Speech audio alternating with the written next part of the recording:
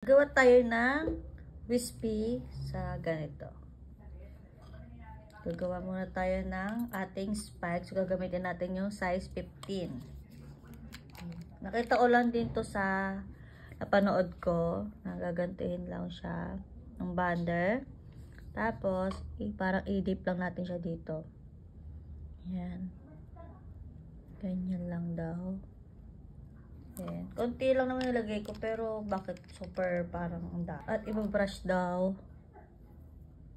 Yan. Para makakuha tayo ng tamang spike lang. Ayan. Ito. Yan. Yung tweezer na gagamitin natin, yung kay Mami J. Ayan o. Yan yung spike ko tayo ng yan. Tanggalin muna natin yung mga pasaway na yan. Yan. Yan. Buwasan pa natin siya ng konti. Yan. Ay, nawala na siya. Yan.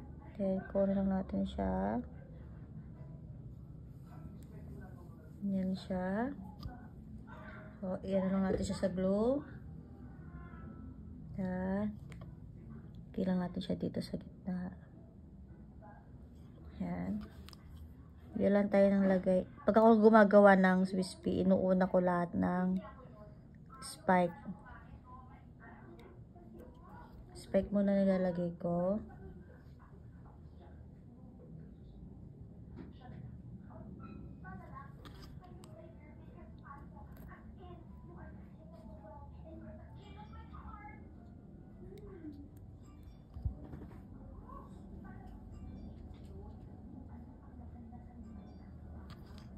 Pasaway na isa.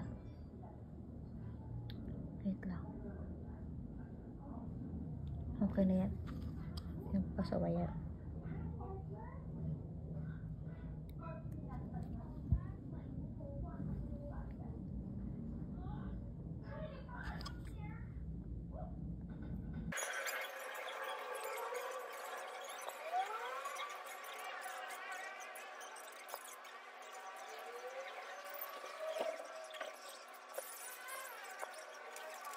Ngayon ay maglalagay na tayo ng paning.